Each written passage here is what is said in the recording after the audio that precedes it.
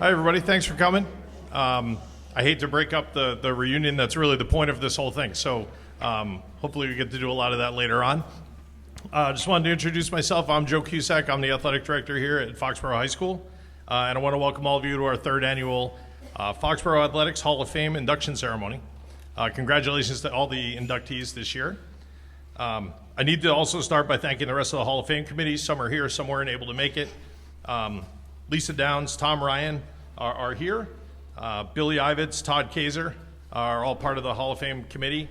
And our principal, Jim Donovan, who's running the laptop with the slides up back. Their support has been incredible. I really wanted to start this Hall of Fame when I started here it's a little over 6 years ago now. And we got it off the ground, and it's a reality because of the work of those people. So if you don't mind giving them a round of applause, I'd appreciate it.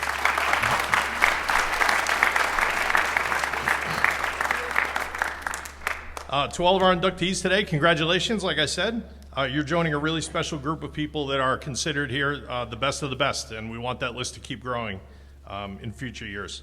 Your accomplishments on the field, the court, on the sidelines, or even behind the scenes led your teams and this athletic program to great success, and that's the reason you're here today. While I've lived in Foxborough for 27 years, I know I'm not from Foxborough. I grew up in New Jersey, sorry. But to that, there are core truths that as a person who grew up in New Jersey has to hold on to. First of all, Bruce Springsteen can do no wrong. That's just how it is. New Jersey bagels are the best bagels. And my grandfather taught me as a young child that you should never change your sports allegiances.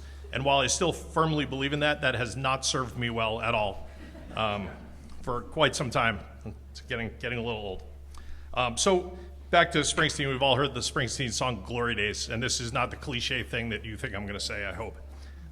You've all heard it probably a million times. You all know the story in the song. Allegedly, Bruce runs into an old high school for athlete friend. They get to talking, and then he seems frustrated that all his friend wants to talk about is the glory days. And he goes on and on and on about how they'll pass you by in the blink of an eye and all that. Sorry, you're going to be singing that song for a couple days now. So I apologize for that. Now I'm going to risk my New Jersey card, but Bruce got it wrong. The glory days don't pass you by. They're what define every single one of us. Our experiences, and I believe specifically through athletics, are what shape all of us. We've all learned to work hard and succeed, sometimes to work harder and fail, to win or lose with class, and to support our teammates and work as part of a team unconditionally, committed to that. I hope that you also remember the times that you played with or against somebody that was so good that you still can't believe how good they were, or the time your teammate did something so ridiculous and hilarious that you'll all be laughing about it tonight over dinner or drinks or whatever you're doing after this. All of you have an uncountable number of sports memories. Your sports memories might be a shared experience by a small group of you and one friend or some close friends, some by your whole team, some by your families who were there for you, and some by the whole town who came to watch you play. Now with your induction into the Hall of Fame, your achievements and the memories of your successes will be shared with everybody. Your names or your team will hang in our school by the gym, giving everybody who sees them a chance to celebrate your success, and many will also be reminded of a memory that they share with you that you're not aware of. So please, for your teammates and your legacy, talk about your glory days, because they actually will not pass you by. Congratulations again to all of you.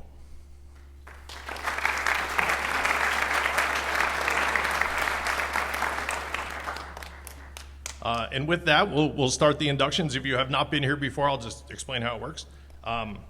We give a little brief introduction, mostly what's in the program that you all have. If you don't have one, they're at the table in the back.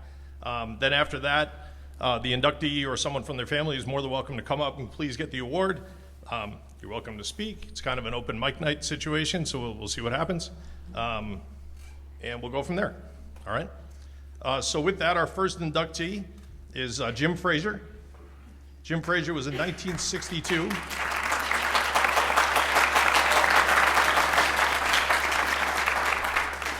Was a 1962 graduate of Foxborough High School who excelled as both a lineman on the football team and a catcher on the baseball team. Jim was one of the most celebrated football players of his era, playing both offense and defense for the Warriors.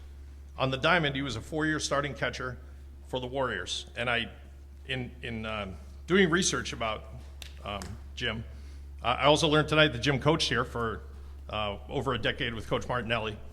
And I was fascinated. I'm always fascinated by old newspapers. And so I pulled some comments out that were in a couple of the 1962 papers about Jim that I felt like I had to read because I thought they were great. One refers to Plunky Jim Frazier as a block of granite as an offensive lineman. And another, apparently there was a question going into the senior year Thanksgiving Day game on whether Jim was going to play. And this sentence tells me how important he was to the team and the town. It says, the Foxborough camp have their worries, and the only one that can reduce this is Dr. Robert M. Hayward.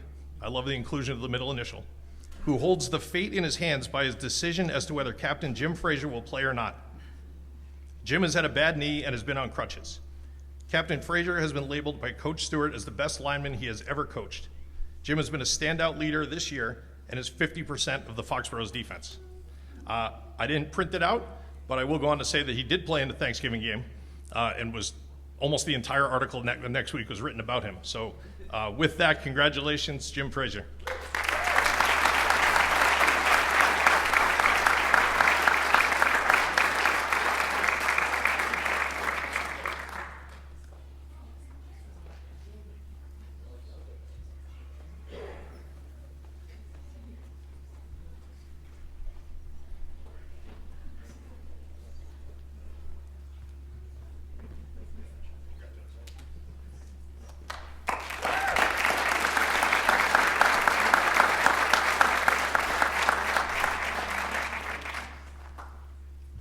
Our second inductee is Charlie McGuire.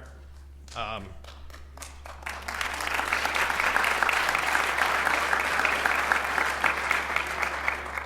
been forgetting to pause for that, so please clap when I say their name. That's great. Charlie was a 1970 graduate of Foxborough High School who was a decorated cross-country and track athlete, won an individual state championship, and led Foxborough to a state and New England championship in the fall of '69.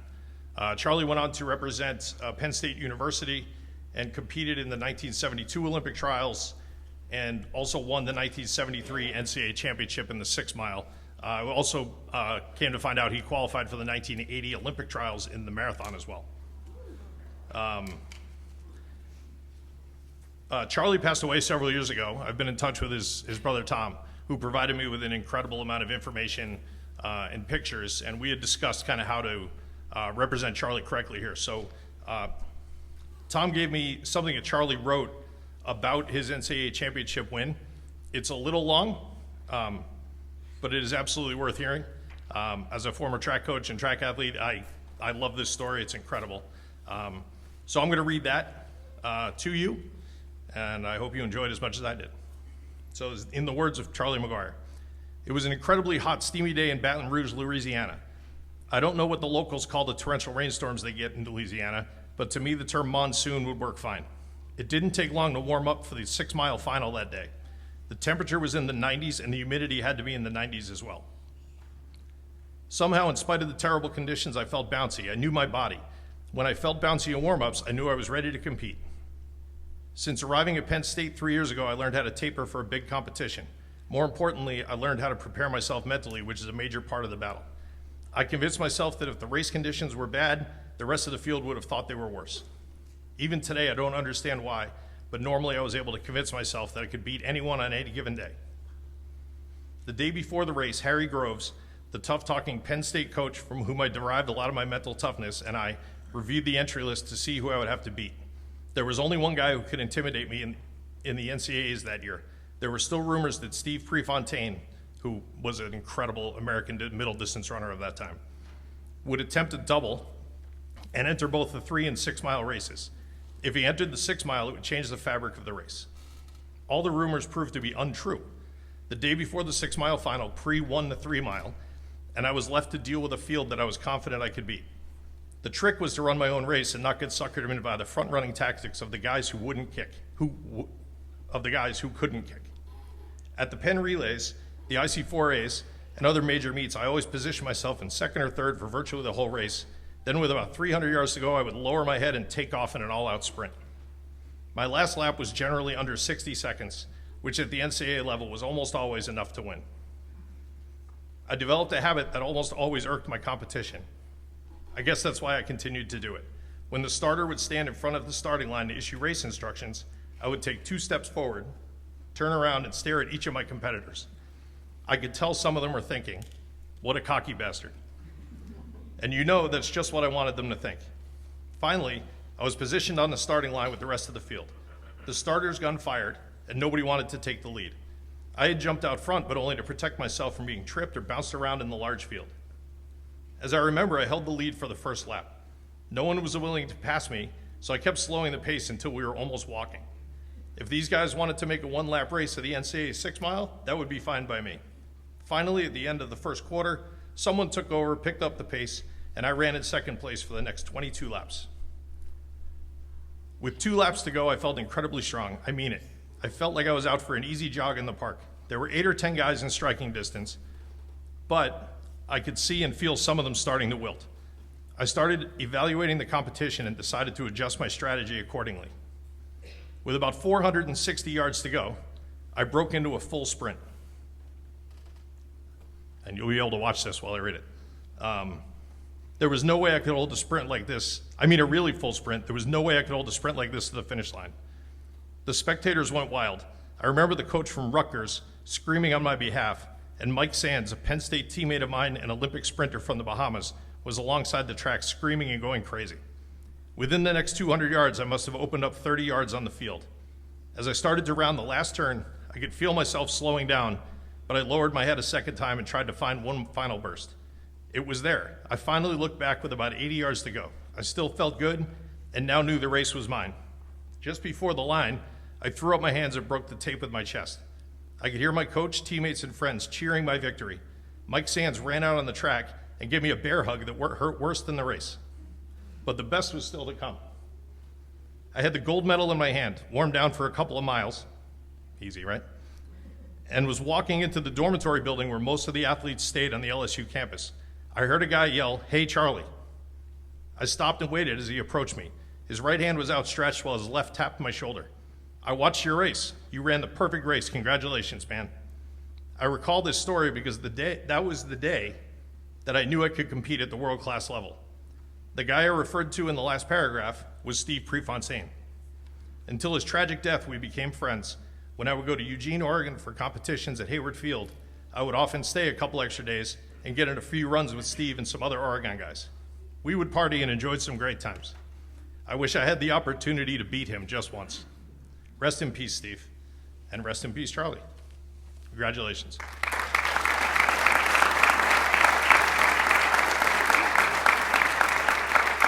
So we'll be sending Charlie's award to his brother Tom, but I also wanted to relay.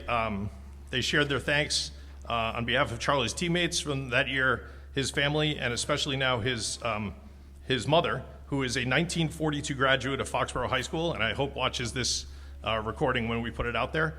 Congratulations to the entire McGuire family on behalf of the Hall of Fame.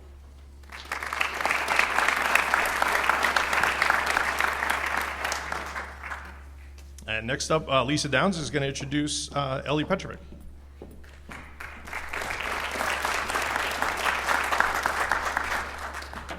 Good evening, everyone. I'm going to put on my old lady glasses now. I'm here to celebrate an amazing woman, Eleanor Petrovic, Ellie, Coach P.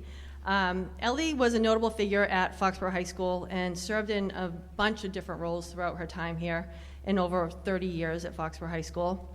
Ellie was a hard-nosed PE teacher, a field hockey coach, a softball coach, my freshman basketball coach, and along her illustrious path was also hired as the first female athletic director at Foxborough High School. 30 years is enough time to see 3 different generations of students pass through this school, enough time to witness PE evolve from mandatory calisthenics to yoga, and definitely enough time to perfect the art of finding a student who is trying to hide in the locker room during the mile run.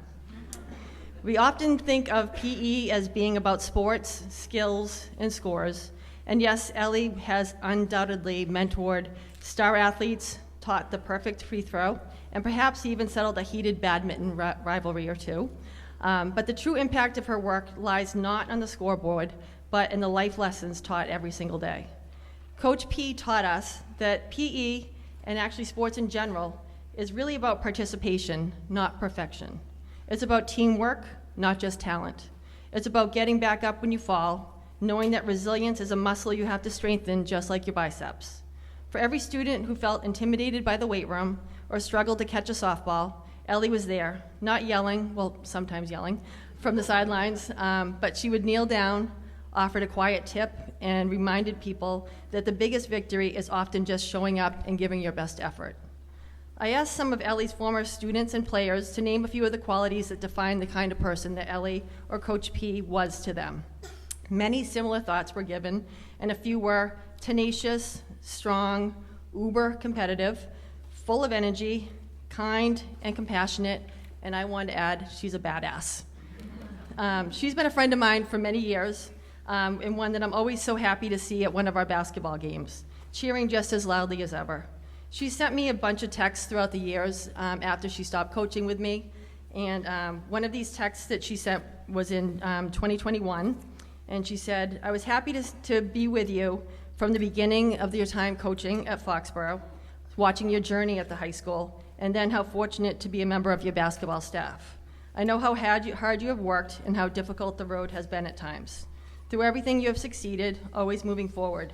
State titles, numerous league and divisional wins, but most important, the thing that you've done is the impact you've had on young women that you've coached over the years." And those words meant a lot to me, but they are actually more reflective of you.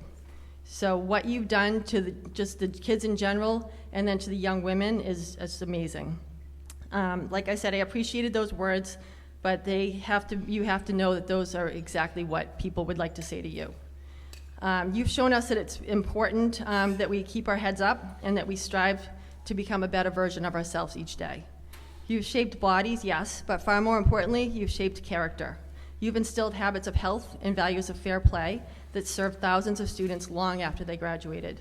Thank you for your time, your energy, your patience, and your enduring spirit. I know that I'm very fortunate to call you my friend. Congratulations on a well-deserved induction to the Hall of Fame. Ellie Petrovic.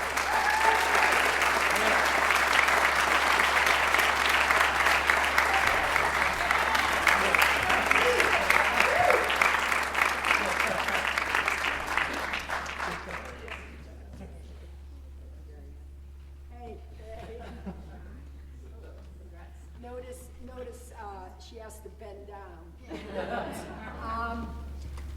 I am honored beyond measure. Thank you so much. It has been, I spent 32 years here. I loved every minute of it. I think my particular profession, wellness or phys ed, health, or whatever you want to call it, is probably one of the most important studies that kids can undertake. It is so much in terms of character building and getting along, not getting along, fighting, all the wonderful things that we learn how to get through in life. But my stay here was the highlight of my life. It truly was. 42 years.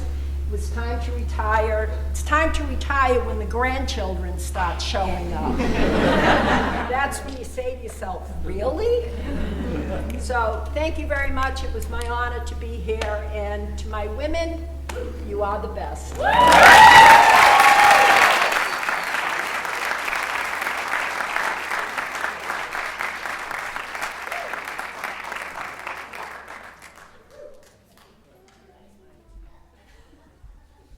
That was awesome. Joe, just for your information, if you think it's bad being from New Jersey, I was across the highway from God's country, Walpole.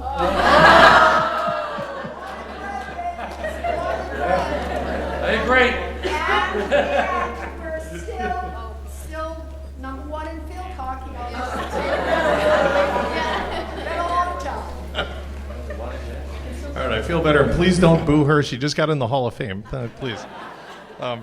That's awesome. Thank you. Okay, next is is Lindsay Regan. Briefly, then I'll let Lindsay speak. Lindsay Regan is a 2000 graduate of Foxborough High School. Lindsay won 4 consecutive all-state championships in the javelin throw during her 4 years here, and still holds the school record in that event 25 years later. Upon graduation, Lindsay went on to compete for Stanford University. I'd also like to throw in that for the purposes of this presentation, I'm going to claim that she's the only person to win 4 individual state championships in a track event. And if you're not, it's incredible.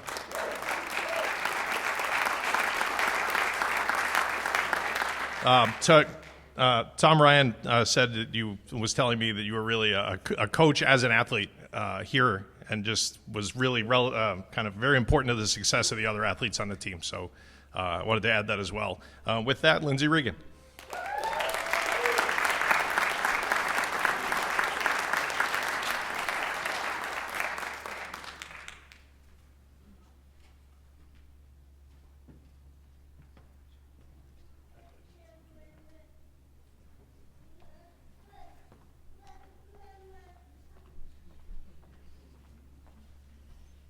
Thank you very much, and thank you all very much for being here tonight to support this great event, and congratulations to my fellow inductees. I'm certainly very grateful for this recognition. It's truly a tremendous honor. When Joe contacted me back in September, I actually didn't know that the Hall of Fame existed, so it was quite a wonderful surprise. And thank you so much to the committee for creating such a special way to recognize athletes and coaches and members of the community.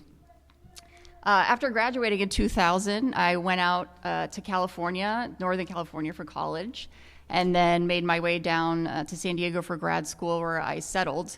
So I've lived, 3,000 miles away from Foxborough for the last 25 years, and actually never joined Facebook or Instagram or any of those social media sites. So I kind of, over time, gradually, lost my connection to Foxborough High School.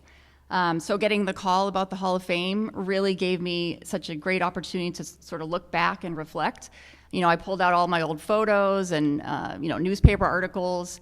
And yes, there's a sense of pride in the personal accomplishments, but the far more important and special memories were all of those shared experiences with my teammates and my friends. The thrilling victories we had together, and unfortunately some heartbreaking defeats as well. The team dinners, the bus rides, coordinating with each other, the outfit we were going to wear to school on a game day, decorating candy bags with my fellow team captains and, dropping them off at their doorsteps the night before a game.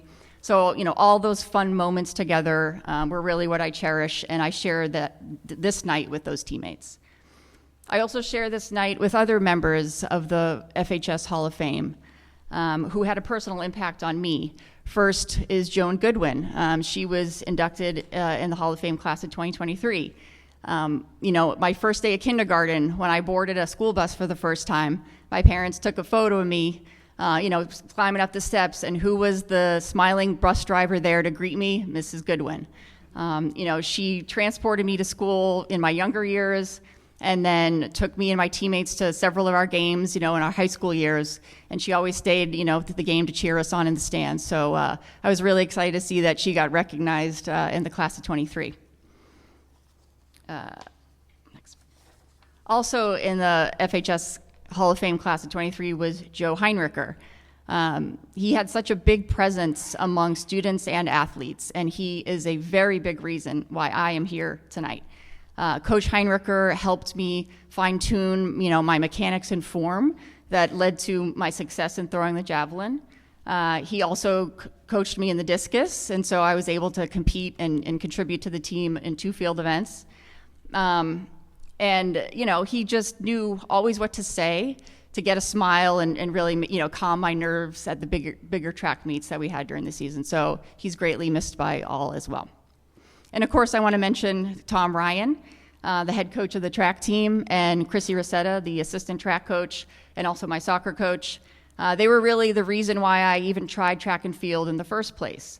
I think Tom was kind of stalking the softball fields for middle school and 8th graders, trying to convince them to try track in the spring. So I don't recall who the softball coaches were in the 90s, but I think Tom and Chrissy might owe them a beer because in addition to me, Julie Newman, and some other athletes, and Allison Cully as well. A lot of us were kind of stolen from the softball fields to the track.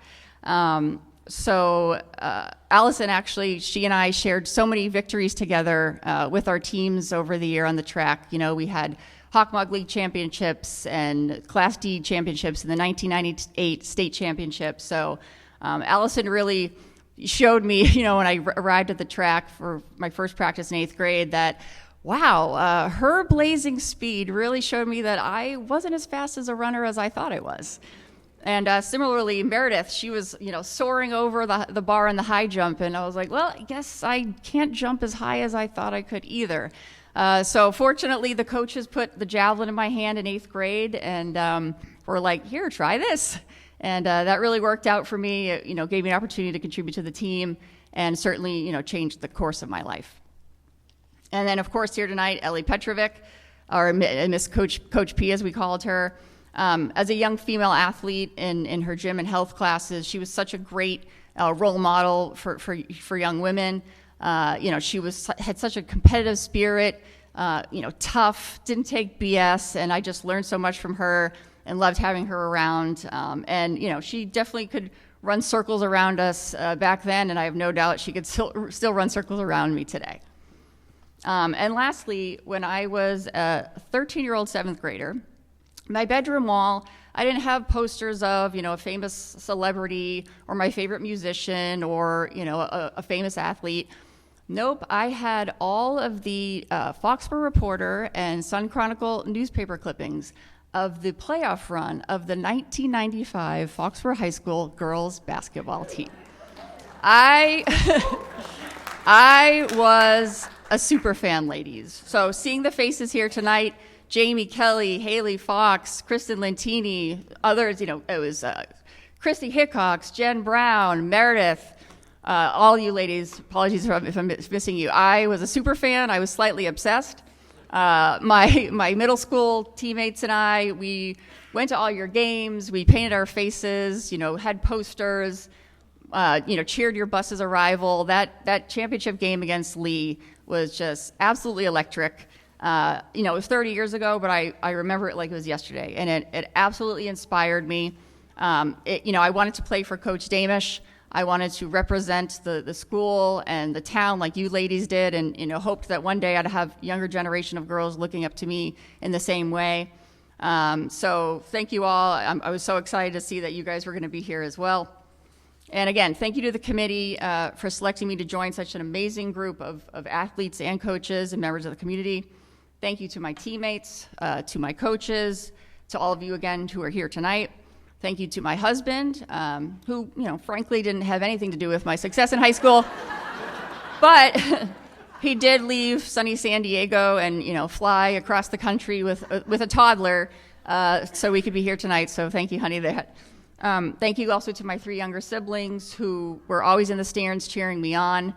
And, you know, frankly, probably would want to be somewhere else a lot of the time instead of my games, but they were always there. And of course, most of all, thank you to my parents. You know, they were there from day one, bringing us the orange slices to my, you know, kindergarten soccer game, all the way to my final track meet my senior year.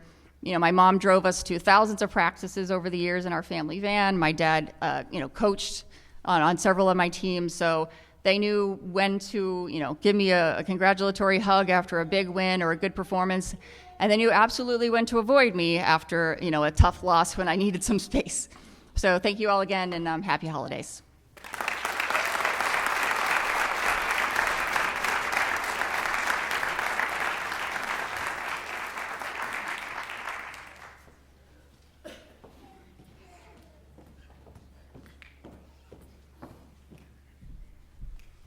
And I have the honor and the privilege of presenting the 1995 basketball team with their awards here tonight. As some of you may know, I am the current girls varsity basketball coach at Foxborough High School in my 15th year. But my time on the sidelines actually began in the 90s coaching alongside Dan Damish. I was very fortunate to have a front row seat to witness the success that these girls had, and I have to say I learned a lot from you, Dan, so thank you for everything that you did. It was also during that season that I was also, if you look at that picture back there, I was very, very pregnant with my now 30-year-old son. So I must say the memories of the entire season are a tad bit fuzzy. However, I absolutely remember the details of the championship game day. Lee was a perennial Western Mass powerhouse in Division III, and nobody was really sure how we were going to stack up against their sharpshooting guards. But one could tell from the very start of the game it was going to be a wild ride, and you had to buckle up if you were in the stands that day. As the lead changed 9 times in the first 3 minutes of play, we went into the halftime 30-30. Foxborough made a big statement on the boards in the early going, as 6 of the 13 baskets were scored on rebound putbacks, my favorite. Jen Brown threw 3 of those in during the early 3-minute stretch on the way to 10 points at halftime. Others were by Christy Hickox, Kristen Lentini, and Erin Corrane, who had a great game coming off the bench throughout that game. The second half was a whole lot of Lee double and triple teaming Jen, knowing they couldn't let her dominate in the paint. Although she was only a freshman, she was one of the tallest and the strongest players on the floor. And she had an advanced set of moves that were very dangerous if she was left unguarded. She still managed 3 baskets and 7 Warriors scored in the second, but trouble loomed when Jamie Kelly had 3 personal fouls in the first half, and then she drew her 4th with 9 minutes and 30 seconds left. She still had a lot in the half, but Haley Fox stepped up and handled the point for much of the last 9 minutes. Lee was able to briefly build a lead, but the Warriors chipped away, and time was growing short. And so Jamie Kelly, being what Jamie Kelly does, she stole the ball, fired a pass to Jen Brown underneath the basket, and then tied up the game. And that forced the first overtime. Lee quickly jumped out to a 3-point lead. Then the back and forth of the game was restored, and Jamie passed to Jen again, who converted and then was fouled. And this freshman that had ice in her veins sank the free throw and put us up by 1. Soon enough, though, Lee was back in front with 3 with 1 minute and 20 left. But the Warriors responded. First, Kristen Lentini scored in the paint, was fouled, and while she missed a free throw, it happens, it's fine. Foxborough was 12 for 25 at the free throw line that day, so not our finest day at the line, but it's a coach's worst nightmare, but it ends well. Just listen.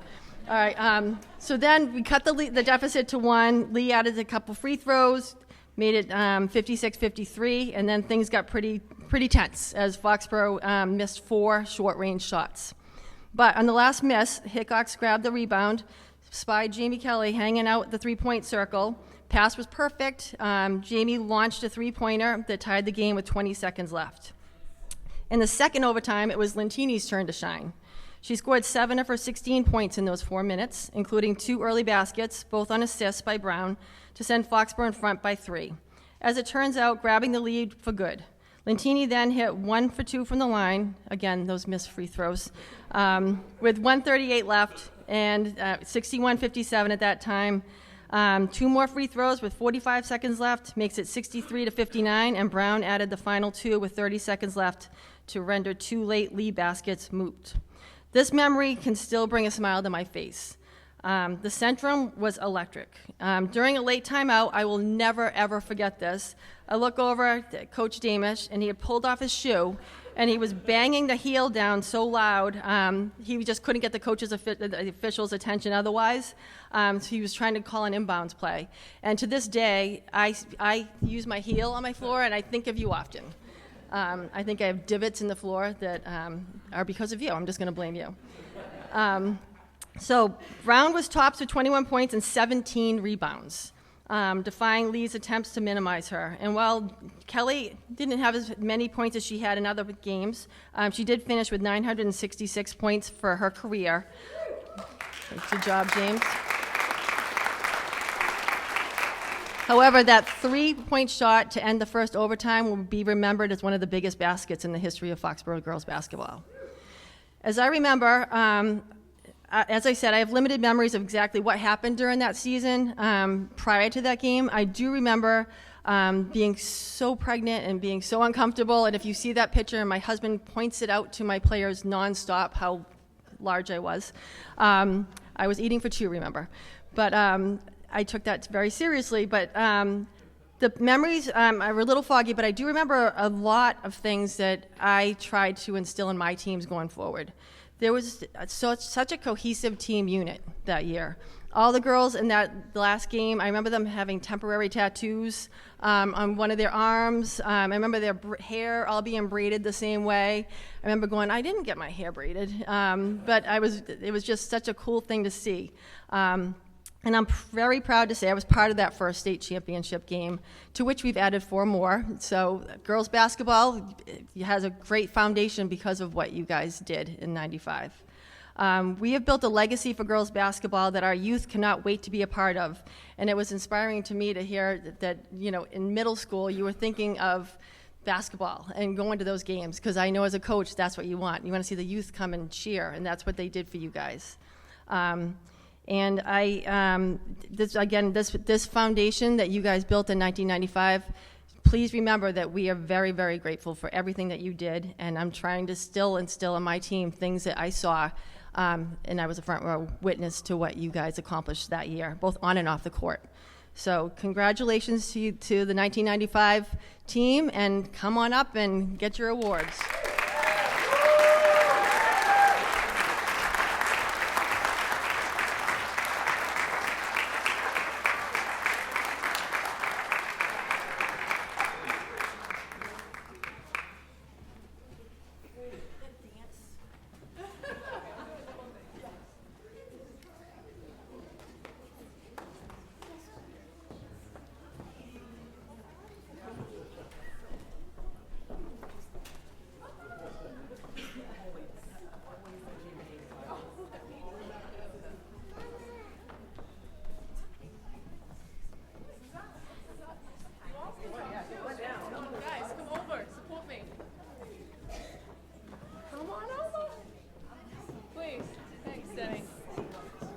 All right.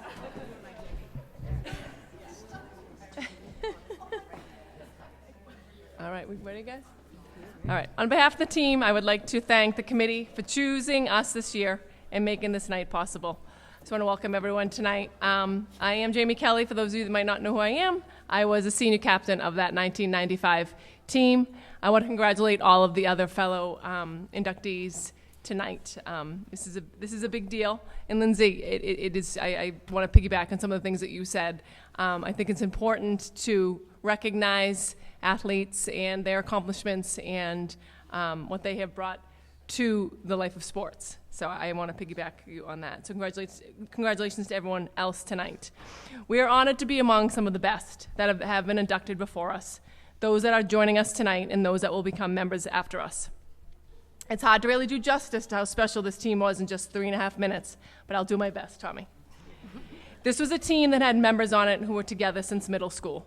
I vividly remember saying in 8th grade when we were on the Megan team at the Ahern that we were going to win it all as seniors, and we never looked back. What people don't realize about the most important time of year in sports, that being tournament time, is everyone wants to be the hero. Pull off the upset and beat you when you are ranked number 1. And it's really hard as a number 1 team not to mess up along the way to the big dance. The weight of the world was on our shoulders, and we never wavered.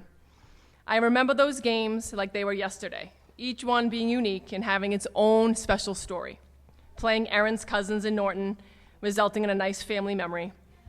Not being able to play Medway at Oliver Ames because someone broke the backboard after school, so it was postponed to the next night at Massasoit when Medway left the gym and said, "See you tomorrow, Foxborough." They were so confident they were going to win that night, but we killed them. Playing Archie's at Massasoit and Haley throwing the ball behind her to save it from going out of bounds because I threw it too far. It going over her back, over the net, and over the backboard and in the net. That was a good one, I know. Playing at the Boston Garden for its final year and beating Wayland pretty handedly with the Twin Towers. They were supposed to be so good. And, of course, the double overtime game and win for the finals at the Centrum. Yes, I had 4 fouls to go and with 9 minutes to go in regulation, and Damish's infamous shoe antics to get my attention. All right. I can still hear the sirens from our escort all the way home to Foxborough to meet our fans at the Common. Special moments in favorite games that certainly can't be forgotten. You see, making history isn't just something you forget, ever. It's something you talk about at reunions, with friends, at dinner tables. It's memories you tell your children about when they are playing sports and they ask you questions about when you played. It's speeches you give to teams you coach to get them motivated. We didn't have fancy uniforms and $500 sneakers. We didn't carry our stuff in name brand bags and listen to loud rap music full of profanity just to pump us up. We were just a bunch of athletes with hot polyester uniforms that were too small, braids in our hair, and Looney Tune tattoos on our arm, and we listened to songs like Crazy Train, Mandy, and Eye of the Tiger to get us ready. We sacrificed vacations, parties with friends, and occasions with family. We practiced extra when we could and worked harder than others to win the big one, and it paid off. Everyone on this stage, and those who are unable to make it tonight, or are unfortunately not with us any longer, had a role in this team, not one being more important than the other. We all knew our role, accepted it, and did it the best we could. I do want to specifically mention Jen Brown tonight. She was a huge part of this team and played a very big role just as a freshman.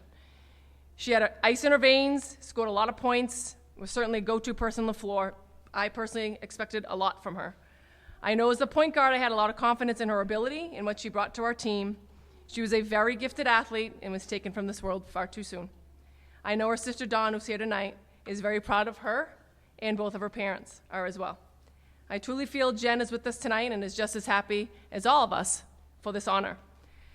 I know all of us had parents and families that supported us every step of the way, and they were living it just as much as we are as well. It's a quick story. My whole family stayed in a hotel in the Centrum for the Centrum game in Worcester and did all antics in the city, and that was like a big thing for me, I know, to have that support. And I know we all have our stories for similar support, so it's a big part of this whole thing. As happy of a night as this is for me and the members of my team, I can't help but feel a little bit and somewhat sad that my dad and brother aren't here to share this special night with me. My dad in particular was one of my biggest fans, if not my biggest fan.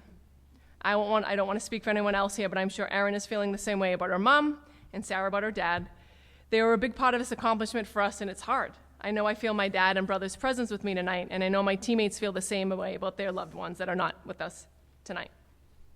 All of us know just how lucky we were to have such supportive families during this memorable time in our lives. A few other things to quickly mention that shouldn't go unnoticed are the team dinners that parents hosted, the pieces of parquet that Mr. O'Rourke had made for all of us and had them engraved. Thanks, Dad. The fan buses, the town support, the escorts home from big wins. It all was a part of this history we made.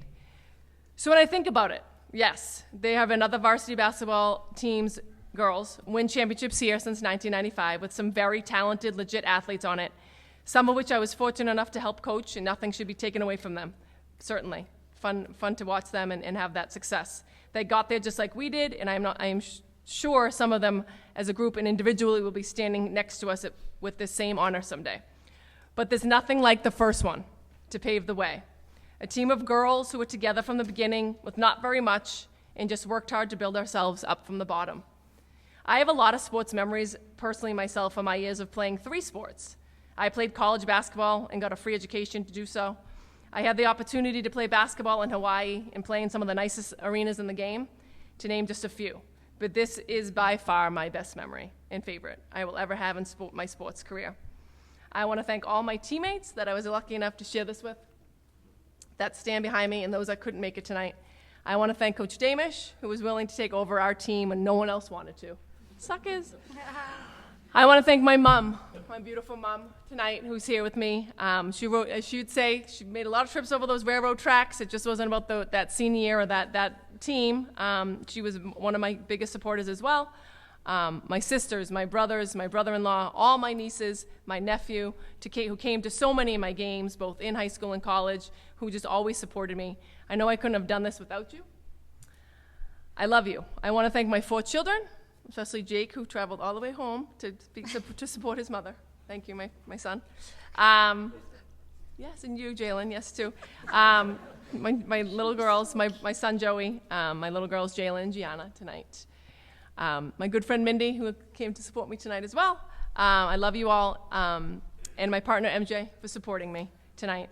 Again, I love you. And once again, a big thank you to the committee for this amazing honor. Anyone else have anything to say? All right. I have one thing to add. Coach Damish, you should have kept her in so she could have scored 1,000 points, though. I do have to say that. Sorry. Lisa would have. Lisa definitely. Well, we know that. Right, Lisa?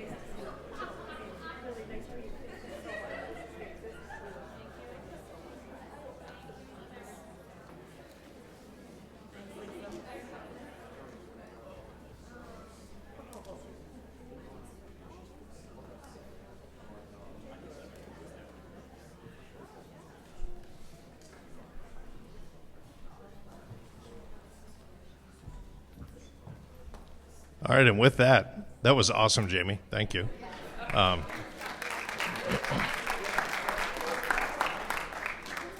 And with that, that concludes our ceremony here. You are all more than welcome if you'd like, especially the teams or the athletes individually, if you'd like.